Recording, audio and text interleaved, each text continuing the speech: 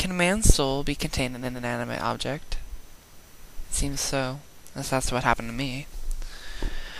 I should start from the beginning, however. One day, I was very distraught at the amount of trolls and bronies on the internet. I told them to screw off.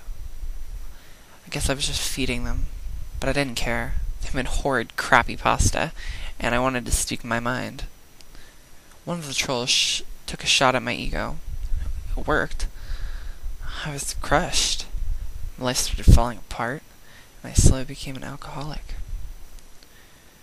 A few days later, after my life was crumbling, I went to my job as a train driver. However, at the time I was sloshed, and I crashed.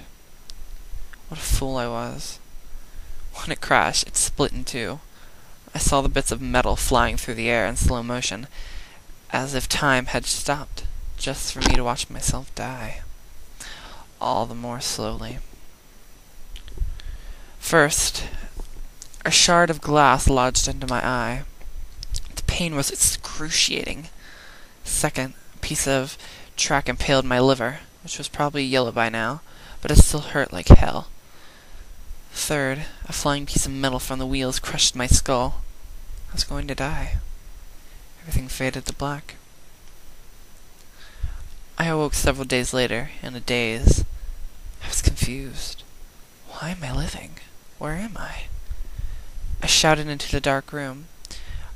I couldn't make out many details beside the boring-looking gray bed and the metallic floor covered in loose wires.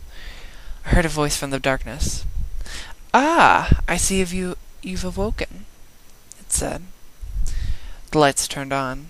I was in some sort of large warehouse with strange machines and stones covered in runes. The strange voice didn't show its body, however. It said, "You see, we just did the impossible. By saving you, we've combined technology and magic." And then I realized. I felt the back of my head. It was metal.